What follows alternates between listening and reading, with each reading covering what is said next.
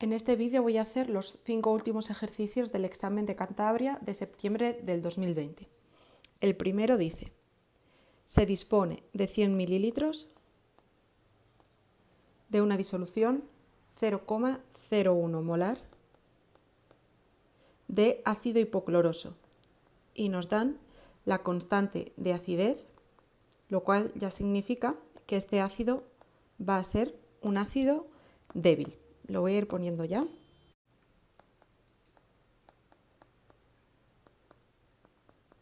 En el apartado A nos pide calcular el grado de disociación de dicho ácido. Para ello vamos a escribir la reacción. Los ácidos reaccionan con bases y si no tienen ninguna base disponible, siempre podemos utilizar el agua que está en la disolución. Es una molécula anfótera y en este caso actuará de base captando el protón que cede nuestro ácido. Nos dará hipoclorito y los hidronios. Vamos a hacer una tabla de equilibrio. Conocemos la concentración del ácido, 0,01. El agua no se estudia por ser un líquido puro. Y de estas especies inicialmente no tenemos nada porque todavía no ha ocurrido nada. Reaccionará una cantidad desconocida que llamamos X y en el equilibrio obtendremos lo inicial menos lo que reaccionó del ácido y del hipoclorito y los hidronios lo inicial más lo que se formó. No teníamos nada, se formó X, pues en el equilibrio habrá X. Nos piden el grado de disociación y la fórmula dice que necesitamos poner lo que reacciona dividido entre lo inicial y luego lo pasaremos a porcentaje multiplicando el resultado por 100. Si nuestra tabla está hecha con concentraciones, vamos a poner estas dos cosas del ácido. Lo que reacciona, concentración que reacciona, entre la inicial, es decir, X entre 0,01. Con lo cual, para calcular el grado de disociación, primero tenemos que sacar la X. El único dato que nos dan para ello es la constante de acidez, que será hipoclorito por hidronios entre la concentración del ácido hipocloroso. Si sustituimos 3 por 10 a la menos 8 es igual a la concentración del hipoclorito y de los hidronios en el equilibrio, que son X, entre 0,01 menos X. Y como siempre, cuando las constantes son muy pequeñas, vamos a comprobar si la concentración inicial dividido entre la constante de acidez es o no mayor de 100. Dividiendo 0,01 entre 3 por 10 a la menos 8 nos da un número mucho más grande, 333.000 y pico. Entonces, nos da igual el número en sí, lo que queremos ver es si ese número es o no mayor de 100. Así que vamos a poner que esta división da un número mayor de 100 y esto significa que la X va a ser tan pequeña que si la encontramos sumando o restando en la ecuación podremos despreciarla porque en comparación con esos números que va a sumar o restar es tan pequeña que es como no sumar ni restar nada. Por lo tanto, la X del denominador que está restando al 0,01 la vamos a despreciar y así nos sale más rápido. El 0,01 pasará dividiendo la constante y la X la sacaremos haciendo la raíz cuadrada de 0,01 por 3 por 10 a la menos 8. Esto nos da 1,73 por 10 elevado a la menos 5 molar. Y una vez que tenemos la X, ya podemos calcular el grado de disociación. 1,73 por 10 a la menos 5 entre 0,01, que será 1,73 por 10 a la menos 3. Para pasarlo a porcentaje, lo multiplicamos por 100 y esto da 0,173%. Vale, es un porcentaje muy bajo, lo cual nos indica que el ácido era muy débil.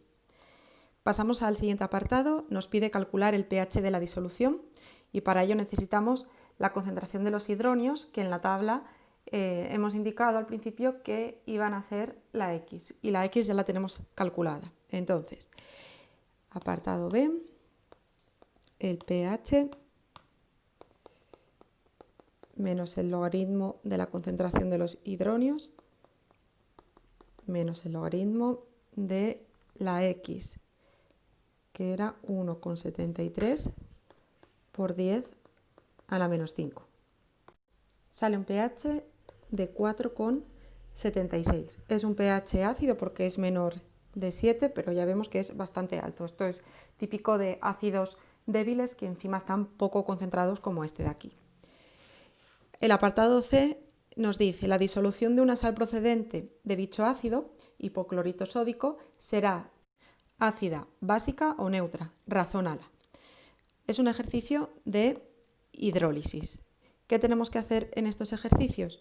Bueno, pues pensar que lo que primero le pasa a una sal es que se disocia completamente en agua. Pondremos la reacción de disociación y esto nos genera catión sodio y el anión hipoclorito. Es un ejercicio teórico, entonces no vamos a hacer tablas. Vale, tenemos que sacar de aquí pH, es decir, necesitamos tener hidronios o los hidroxilos y estos iones no son los que acabo de nombrar. Por lo tanto, tenemos que estudiar un poco más en profundidad esta sal. Los iones que forma la sal cuando se disuelve en agua pueden o no ser capaces de reaccionar con el agua. Eso es la hidrólisis y es lo que voy a estudiar. El catión sodio con agua, ¿qué genera cuando reacciona con él?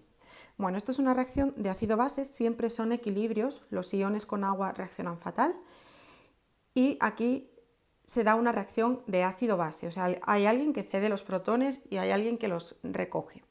Vale, si analizamos las moléculas, el único que tiene protones es este de aquí, la molécula de agua, pero no puede cederle el protón al sodio porque el sodio es un catión y ese catión no va a coger otro catión. Entonces el truco era disociar a la molécula de agua y luego borrarlo, porque esto no es cierto, pero nos va a servir para deducir los productos de esta reacción. Como el sodio es un catión, con quien se juntará es con los aniones del agua, entonces ya vemos que aquí se produce hidróxido sódico y que nos quedan por ahí libres los H+, que equivalen a los H3O+. Pero esto de aquí tenemos que borrarlo.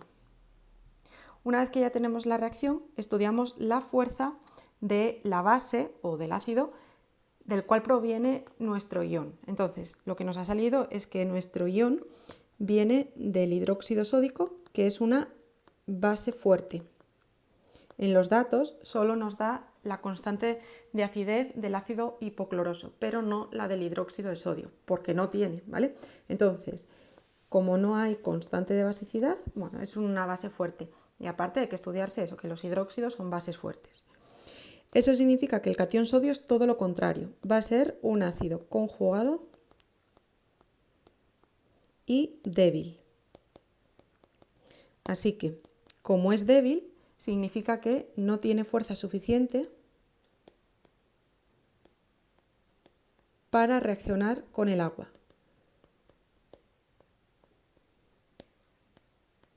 Así que no se hidroliza. Y esta reacción no ocurre. Lo que voy a hacer ahora es tachar la reacción para no volver a mirarla. Y hacemos lo mismo con el otro ion, con el hipoclorito. Entonces el hipoclorito con agua, aquí el agua es la única molécula que tiene protones y en este caso sí que el hipoclorito los va a coger. Entonces hacemos lo normal. Esto es lo primero que tenemos que intentar, ver quién cede el protón a quién. ¿Qué sale aquí? Pues el ácido hipocloroso, que es de donde viene nuestro hipoclorito, más OH menos. El ácido hipocloroso es un ácido débil. Ya hicimos antes el estudio de su grado de disociación con un equilibrio. Entonces es un ácido débil porque reacciona muy poquito y eso lo supimos desde el principio porque tenía constante de equilibrio. Y el hipoclorito será una base conjugada fuerte.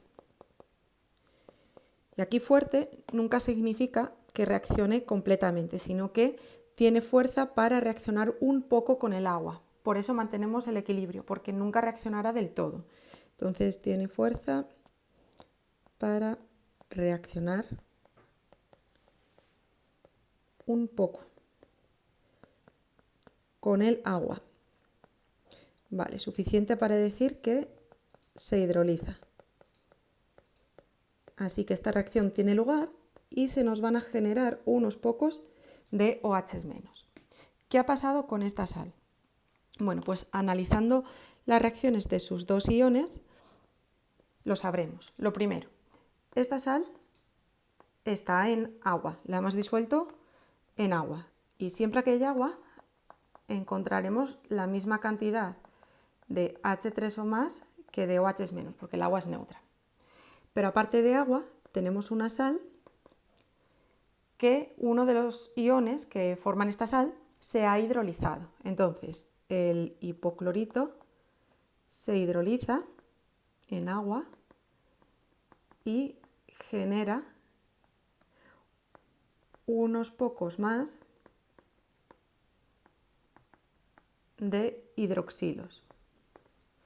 Conclusión: si el agua tiene la misma cantidad de ambos iones, pero en esa cantidad de agua hay un ion que genera unos pocos más de OH-, en total la concentración de los hidroxilos será un poco más grande que la de los hidronios, suficiente para decir que cuando esto ocurre las disoluciones son siempre básicas. Así que disolución básica y por lo tanto pH mayor de 7. Y por último tenemos el apartado B, que nos dice: razona si un ácido HA cuya constante de acidez fuese 10 a la menos 14 será un ácido más fuerte o más débil que el ácido hipocloroso.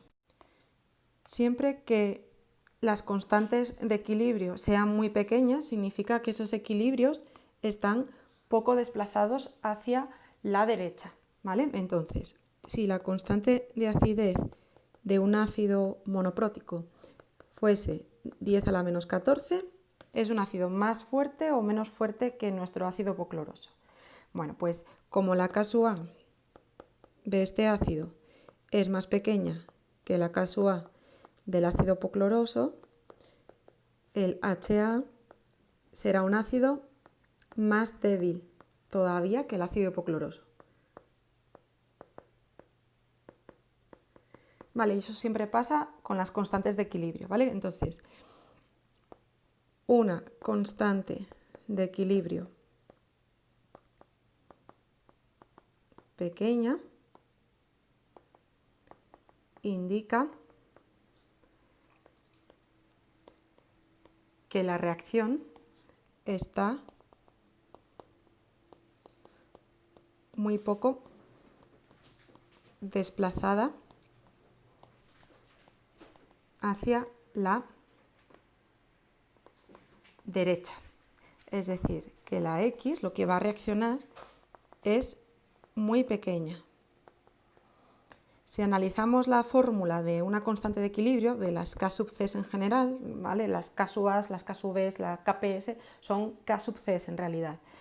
Lo que ponemos aquí son concentraciones de las sustancias que están a la derecha y abajo van las concentraciones de las sustancias que hay a la izquierda. Entonces, si esto es chiquitito, es porque las concentraciones de las especies colocadas a la derecha también son chiquititas. Y si se han generado en el equilibrio muy poca cantidad de estas especies, es porque prácticamente la reacción no se ha desplazado hacia la derecha, ¿vale? Así que, como ya dijimos antes, cuanto más pequeña es una constante de equilibrio, menos reacciona la sustancia y menos está desplazado hacia la derecha. Por lo tanto, en este caso, la traducción de todo esto es que constante de acidez pequeña, ácido más débil. El segundo ejercicio nos dice: dado el equilibrio carbono sólido más CO2 gaseoso para dar 2 de CO gaseoso con una entalpía estándar de 119,8 kilojulios, contesta razonadamente ¿Cómo modifica el equilibrio? Apartado A, disminuir la cantidad de carbono, es decir, disminuir la concentración de carbono. Bueno, esto es un ejercicio de Le Chatelier. Recordamos que esto se debería escribir. Le Chatelier lo que dice es que cuando alteramos un sistema que está en equilibrio, cambiando su concentración, su presión, su volumen o su temperatura, el equilibrio se tiene que desplazar en sentido contrario a esa alteración hasta recuperar de nuevo el estado de equilibrio. ¿Qué es lo que ocurre? Cuando cambiamos la concentración de sólidos y líquidos puros, el sistema permanece en equilibrio, ¿vale? Entonces, el sistema permanece en equilibrio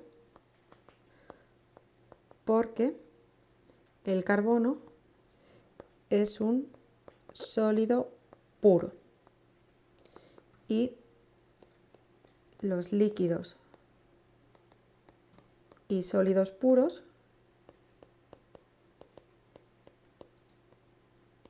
no se tienen en cuenta en los equilibrios, solo los gases y las disoluciones acuosas. Apartado B, aumentar la cantidad de dióxido de carbono. Vale, ahora aumentamos la cantidad, o lo que es lo mismo, la concentración de CO2. Lo que va a ocurrir aquí es que si estamos aumentando la cantidad de la parte izquierda de nuestro equilibrio y el sistema no necesitaba tanto a la izquierda, va a moverse en el sentido en el cual pueda disminuir esa cantidad que hemos puesto nosotros en exceso, es decir, hacia la formación del CO, ¿vale? Entonces el sistema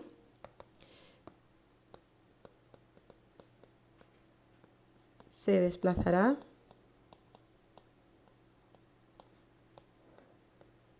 hacia la derecha o hacia la formación de CO para consumir el exceso de CO2. El apartado C dice que qué ocurre si disminuimos la temperatura. Y para saberlo necesitamos ver el valor de la entalpía. La entalpía es un número positivo. Entonces, como la entalpía es positiva, esto nos indica que tenemos una reacción endotérmica en la cual se está absorbiendo calor. Es decir, junto con los reactivos hay que colocar calor, ¿vale? Si volvemos a escribir el equilibrio, que era carbono sólido más CO2 gaseoso en equilibrio con 2 de CO gaseoso, pondremos calor a la izquierda. Yo siempre trato al calor como si fuera una molécula más. Disminuir la temperatura se conseguirá disminuyendo la cantidad de calor que está escrita en la parte izquierda. Entonces, si a la izquierda vamos a tener menos cantidad de alguien de lo que necesitaba el sistema para estar en equilibrio, esto se tiene que desplazar en el sentido en el cual se vuelva a generar lo que estoy quitando. O sea que tiene que venir desde la derecha hacia la izquierda, ¿vale? Entonces, el sistema se desplazará hacia la izquierda para volver a generar calor. Y por último, el apartado D, aumentar la presión. Vale, cuando aumentamos la presión, dice Le Chatelier que el sistema evoluciona desde donde hay más moles gaseosos hacia donde hay menos moles gaseosos. Para ello, vamos a la reacción y nos fijamos en los números estequiométricos, pero de los gases. A la izquierda hay 2 moléculas, hay 2 moles, pero no son gaseosos. Solo tengo CO2 gaseoso. Un mol de CO2 gaseoso a la izquierda está en equilibrio con 2 moles de CO gaseoso. Por lo tanto, teniendo en cuenta únicamente las moléculas gaseosas, lo que tenemos es un mol de gas a la izquierda en equilibrio con 2 moles de gas a la derecha. Por lo tanto, al aumentar la presión en este sistema, se va a desplazar de donde hay más, desde la derecha hacia la izquierda, ¿vale? Entonces se desplazará hacia la izquierda. Y ya está, ¿vale? Entonces recordamos que esto es un ejercicio que se resuelve con Le Chatelier. El siguiente ejercicio nos dice: decir razonadamente si son ciertas o falsas las siguientes propuestas. Utiliza un diagrama de energía o avance de la reacción. Vale, cuando se adiciona un catalizador a un sistema reaccionante, nos dice la variación de entalpía de la reacción se hace más negativa, es decir, la reacción se hace más exotérmica y por lo tanto es más rápida. Vale, voy a hacer un diagrama así rápidamente. En el eje de la X se representa siempre la energía y en el eje de las X representamos el avance de la reacción. Vale, yo voy a poner a los reactivos más bajos en energía que a los productos. ¿Qué es lo que ocurre en las reacciones? Pues que los reactivos chocan y para que el choque sea eficaz, las moléculas tienen que tener una buena orientación y una energía suficiente para que se rompan los enlaces. Esa energía que tienen que alcanzar para que el choque sea eficaz es lo que llamamos la energía de activación. Así que voy a marcar aquí la energía de activación, que es la energía que necesita alcanzar una molécula para que se rompan los enlaces. Esto sería la energía de activación, la directa. Luego también está la inversa, que sería cuando los productos necesitan alcanzar este punto para volver a transformarse en reactivos. Esto ocurre en sistemas reversibles, aquí no nos dice nada, entonces solo voy a poner esta. Y luego la variación de entalpía es la diferencia de energía que existe entre los productos y los reactivos. En mi diagrama, el reactivo tiene que absorber energía, toda esta, para llegar a los productos. Por lo tanto, la variación de entalpía es positiva y esta reacción es endotérmica. Aunque podíamos haber hecho el diagrama de reacciones exotérmicas en el cual los reactivos están más altos y los productos más bajos. Pero bueno, no importa porque no me exige que haga uno u otro. Lo que me dice es que vamos a meter un catalizador. Los catalizadores, lo único que hacen es disminuir la energía de activación si son catalizadores positivos y si son inhibidores la aumentarían. Entonces, la presencia del catalizador nos cambia el dibujo así, ¿vale? Esta línea morada que hemos puesto es lo que ocurre cuando metemos un catalizador. ¿Y qué es lo que vemos? Pues que la energía de activación se hace más pequeña. La flecha amarilla es más pequeña que la flecha verde. Energía de activación, voy a poner entre paréntesis, con catalizador. Así que en el apartado A, voy a volver a leerlo, nos dice la variación de entalpía de la reacción se hace más negativa. Esto es mentira. Vemos que la energía de los reactivos y de los productos sigue siendo igual. O sea, la flecha roja, la que hay del reactivo hasta los productos, sigue teniendo el mismo tamaño antes y después de añadir el catalizador, ¿vale? Así que hemos encontrado algo en esta frase que es falsa. Y vamos a ir escribiéndola ahí. Entonces, falso. La adición de un catalizador afecta a la energía de activación, pero no a la energía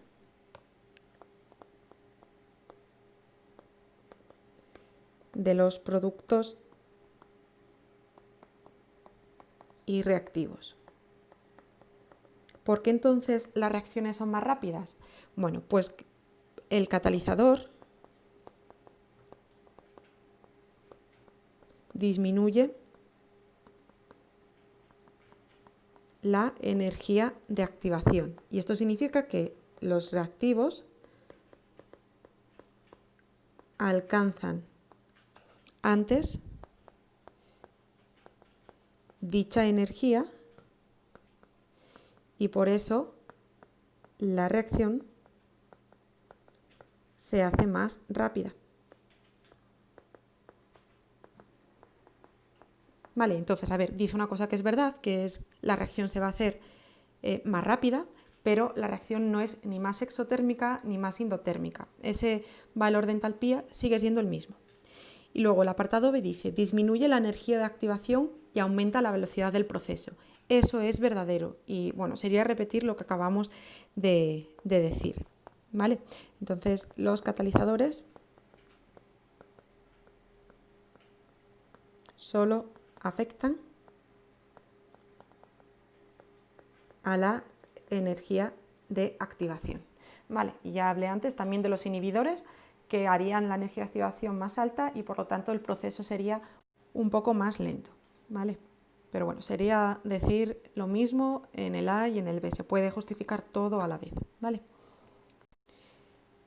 El siguiente ejercicio nos dice, el dicromato potásico en medio ácido oxida los iones cloruro, vale, voy a poner el medio ácido como si fueran protones, a cloro, reduciéndose a sal de cromo 3. Bueno, lo que he escrito es la reacción con la información que me ha dado el ejercicio. Me dice ya quién se oxida y quién se reduce, pero ahora lo voy a comprobar yo de todas maneras. Nos pide ajustar por el método del ión-electrón la ecuación iónica que representa el proceso anterior. Y luego nos pide calcular los litros. Bueno, el apartado B siempre suele ser trabajar con la reacción ajustada que hemos obtenido, con los números estequiométricos. Lo que vemos es que no nos pide ajustar la ecuación molecular porque no nos dice en ningún momento este cloruro de dónde viene, si viene del cloruro sódico o de potásico, no lo sabemos, ¿vale? Ni este cromo 3, por eso no nos pide ajustar la molecular, simplemente la iónica. Bueno, lo que vamos a hacer para comprobar que de verdad quien se oxida es el cloruro a cloro y se reduce el dicromato a cromo 3, voy a disociar todo lo que yo pueda en esta reacción. Esta sal se puede disociar en K+ y Cr2 o 7, 2-, el cloruro ya está disociado, los protones también. El cloro no se puede disociar, es una molécula covalente, aquí no se me van a generar cloros positivos ni negativos, y luego tengo el cromo +3 que también está disociado ya. Y saco estados de oxidación. Tenemos el potasio, o el catión potasio, mejor dicho, que tiene esta oxidación +1, y en el dicromato, empezando por el oxígeno, nos encontramos que los oxígenos en los enlaces tienen tendencia a captar 2 electrones, ¿vale? Ellos tienen 6 electrones en la última capa y para conseguir los 8 que buscan, si pudieran, cogerían 2 electrones de los enlaces, por eso tienen esta oxidación -2. 7 oxígenos por 2 cargas negativas cada uno de ellos hacen un total de 14 cargas negativas, de las cuales al final solo vemos que quedan 2. Eso significa que tiene que haber 12 cargas positivas que nos aportan los cromos y como son 2 cromos, cada uno de ellos tendrá estado de oxidación +6. El cloruro tiene estado de oxidación -1, los protones +1 y los cloros, como son igual de electronegativos en este enlace, ninguno de los 2 cloros atrae más los electrones que el otro, por lo tanto el estado de oxidación aquí es 0. Y el cromo +3, +3. Entonces vemos que efectivamente el cloruro se está oxidando porque aumenta el estado de oxidación de este cloro desde -1 hasta esos cloros de ahí, 0. Cuando aumentaba el estado de oxidación, tenemos una oxidación.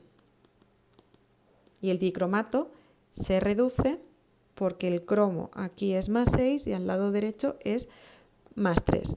Cuando disminuye el estado de oxidación, tenemos una reducción. Bueno, en este caso no haría falta haber sacado los estados de oxidación porque el enunciado ya me dijo lo que iba a pasar. Vamos a ajustar las semirreacciones en medio ácido, que también me lo dice el ejercicio. Voy a empezar por la de oxidación, semirreacción de oxidación. Y tenemos el cloruro para dar cloro, Cl2. Lo primero que ajustamos son las masas. Tengo aquí un átomo de cloro y a la derecha 2. Por lo tanto, a la izquierda hay que poner un 2. Y por último, las cargas, que las vamos a sacar con la carga neta de cada especie. Entonces, los cloruros, cada uno de ellos tienen una carga negativa, pero como tengo 2 cloruros, en total hay 2 cargas negativas a la izquierda.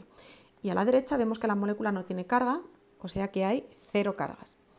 Como en la oxidación se pierden electrones, tengo que sumar aquí tantos electrones como me hagan falta para que se me igualen las cargas a ambos lados. Por lo tanto, hay que poner 2 electrones y así tendremos 2 cargas negativas en los 2 lados. Por último, la semirreacción de reducción,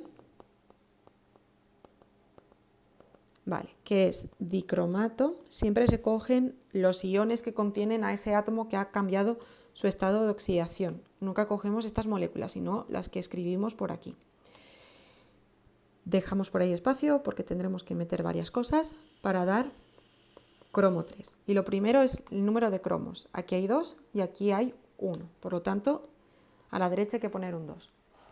Los oxígenos se ajustan añadiendo tantas moléculas de agua como oxígenos necesitemos al lado donde hay menos oxígeno. Aquí tengo 7, aquí no tengo ninguno, por lo tanto las aguas van a ir a la derecha. Y como a la derecha necesito 7 oxígenos, meteré 7 moléculas de agua. Al meter moléculas de agua estamos metiendo hidrógenos. A la derecha ahora mismo tenemos 14 hidrógenos y a la izquierda ninguno. Así que metemos a la izquierda 14 protones, que es la especie que se utiliza para ajustar los hidrógenos en medio ácido. Y las masas están ajustadas. Los electrones en la reacción de reducción van colocados a la izquierda porque es una reacción en la cual se ganan electrones. Entonces, igual que antes, nos fijamos en las cargas totales. El dicromato tiene 2 cargas negativas y los protones tienen una carga positiva, pero en total tenemos 14. Entonces hay 14 positivas. Esto hace un total de 12 cargas positivas a la izquierda. Si pasamos a la derecha, tengo 2 iones que tienen 3 cargas positivas, hacen un total de 6 positivas, y el agua, que es neutra, 0 cargas. Así que a la derecha tengo en total 6 cargas positivas. Por lo tanto, tendremos que meter a la izquierda 6 electrones para que estas 6 cargas negativas con estas 12 positivas se transformen en 6 positivas, igual que a la derecha. El último paso es sumar para obtener la reacción global iónica. Pero antes de sumar, tenemos que conseguir los mismos electrones en ambas semirreacciones, porque son los mismos electrones los que salen de la oxidación que los que se cogen en la reducción. Para ello, multiplico la reacción de oxidación, pues en este caso hay que multiplicarla por 3 para conseguir 6 electrones, que son los mismos que se cogen luego en la reducción. Y nos queda la reacción global iónica, 3 por 2, 6 cloruros, bajo para abajo, más dicromato, más 14 protones. Los electrones no hace falta ponerlos porque nuestro objetivo es que al sumar se simplifiquen. Subo para arriba otra vez, a la parte de la derecha nos encontramos 3 cloros, bajo, 2 cromos 3 y 7 moléculas de agua. Y esto sería el apartado A. En el apartado B me piden trabajar con esta reacción. Nos dice cuántos litros de cloro medidos a 20 grados centígrados y 1,5 atmósferas. Entonces voy a poner los datos aquí debajo. 1,5 atmósferas, 20 grados centígrados y me pide el volumen o los litros, que es lo mismo. Se pueden obtener si 20 mililitros de dicromato de potasio 0,2 molar, ¿vale? El dicromato potásico está aquí, ¿vale? Entonces 0,2 molar y ¿cuántos mililitros? 20.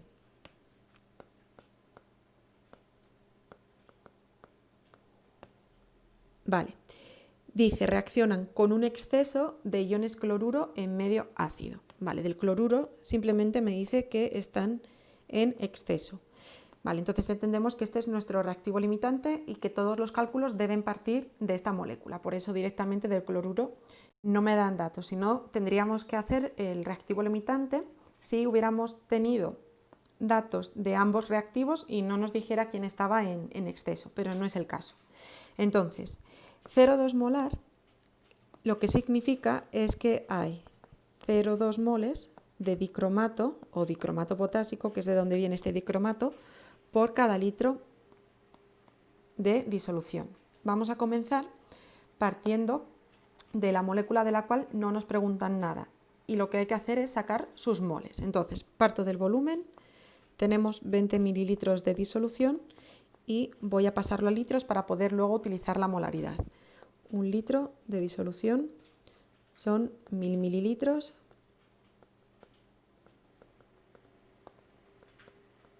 y sabemos que por cada litro de disolución hay 0,2 moles de dicromato.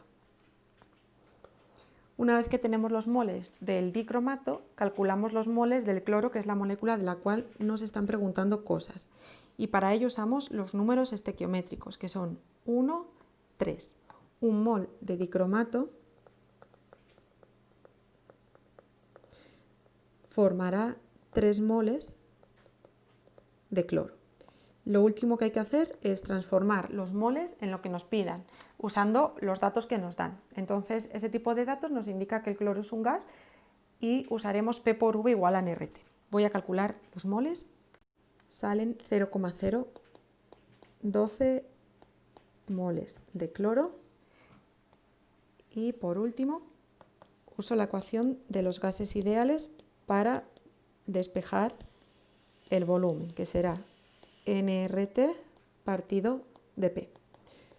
Bueno, los moles 0,012, la R 0,082, la temperatura 20 grados centígrados, si le sumamos 273 para pasarlo a Kelvin, nos salen 293 grados Kelvin. Y esto va dividido entre las atmósferas 1,5. Nos da 0,192 litros de cloro. Y con esto ya tenemos el penúltimo ejercicio terminado. Y por último nos dicen, escribe y nombra, apartado A, un hidrocarburo saturado y un isómero de cadena. Un hidrocarburo nos indica que la molécula tiene que estar formada por carbonos y por hidrógenos. Y que sea saturado significa que no podemos ponerle ni dobles ni triples enlaces, que es lo que llaman las insaturaciones. Entonces voy a poner una cadena bastante larga que luego me dé juego para poder hacer isómeros fácilmente, ¿vale? Entonces voy a poner, por ejemplo, el hexano. Voy a poner la fórmula y luego lo nombro. El hexano, que será CH3, CH2, CH2, CH2, CH2, CH3. No recomiendo poner moléculas muy pequeñitas porque nos puede dar problemas a la hora de hacer isómeros, sobre todo de cadena. Cuantos más carbonos tenga una molécula, pues más isómeros de cadena y de otros tipos tendrá.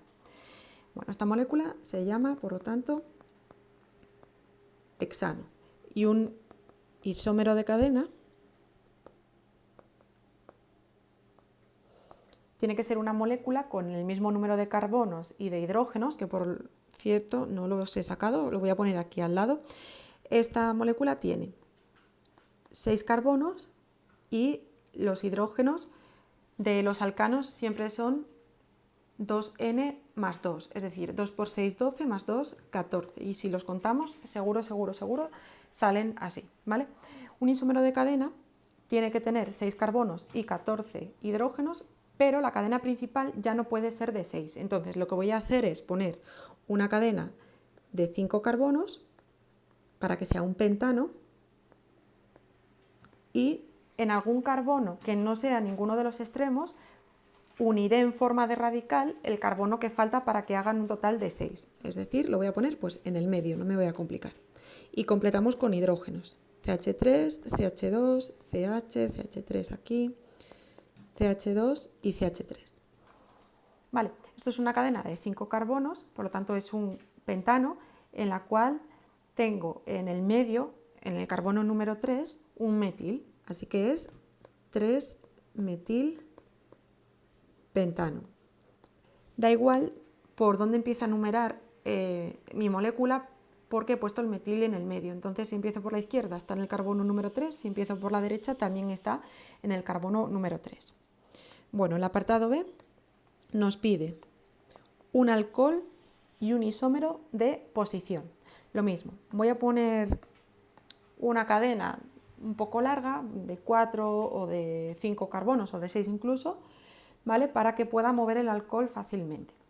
Así que vamos a escribir CH3, CH2, CH2, vale, voy a poner la de 5. Y aquí en este carbono voy a poner el alcohol. Esta molécula que yo he escrito tiene el nombre de 1-butanol. Tiene 4 carbonos y también se puede llamar bután 1-ol. Y un isómero de posición tiene que tener la misma cadena principal, o sea, también de 4 carbonos en mi caso, pero tiene que cambiar el localizador del grupo funcional. El alcohol que aquí yo lo he puesto en el carbono número 1, pues ahora lo voy a poner en el 2 o donde quiera, ¿vale?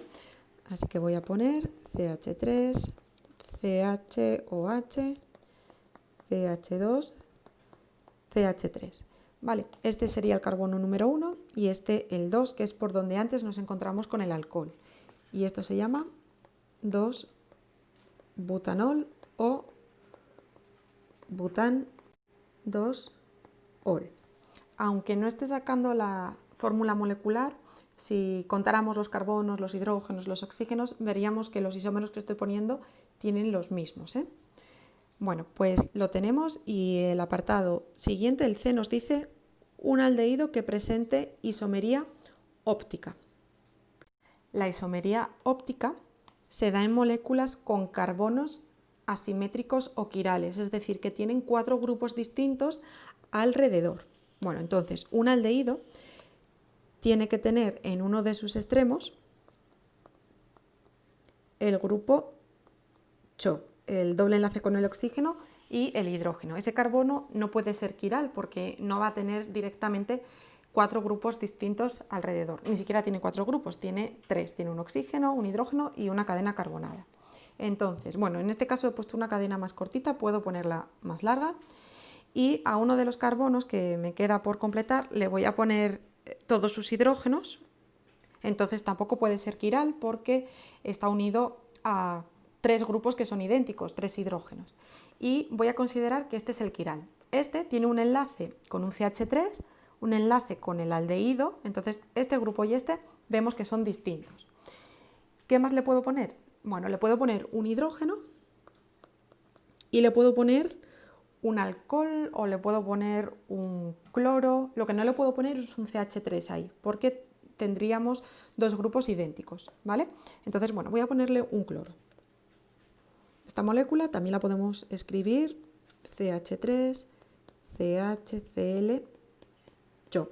Es un aldehído, que es el grupo más importante que hemos puesto, y el cloro es un radical, ¿vale? Este sería el carbono número 1, el del cloro el 2 y el otro el 3. Se llamaría 2-cloropropanal. Y el carbono que es quiral es el carbono del medio, que lo voy a marcar. Y es quiral porque tiene 4 grupos distintos. Por una parte tiene el CH3, por otra parte tiene el cloro, también tiene un hidrógeno y por último el aldehído.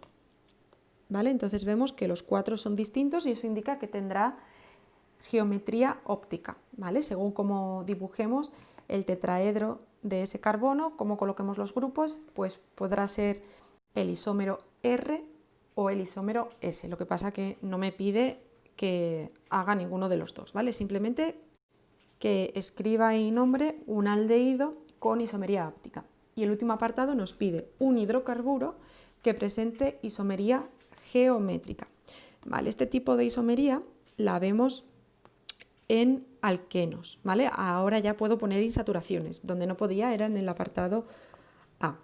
Entonces, una molécula con isomería geométrica tiene que ser un alqueno y voy a poner el más sencillo posible. Voy a poner aquí CH3 y que también tenga aquí un CH3 y aquí hidrógeno e hidrógeno.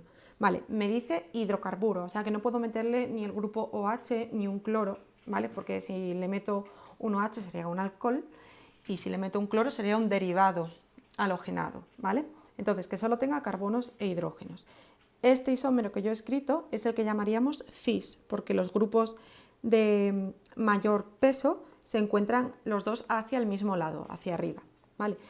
Pero de nuevo, igual que antes, no nos pide hacer los isómeros posibles, me pide simplemente la molécula y nombrarla. Entonces voy a escribir la molécula esta linealmente, sin marcar qué grupo separa cada carbono del doble enlace, ¿vale? Entonces, la cadena principal, el mayor número de carbonos que podemos coger, vemos que es CH3, CH, CH, CH3, ¿vale? Esa es la cadena principal. Así que esta molécula es la que acabo de decir, CH3, CH, doble enlace, CH, CH3 y podemos nombrarla como 2-buteno o también but-2-eno, ¿vale? Yo he escrito estas moléculas, pero pueden valer muchísimas más. Y con esto hemos terminado el examen de Cantabria. Están los 10 ejercicios hechos. En el vídeo anterior encontraremos los 5 primeros.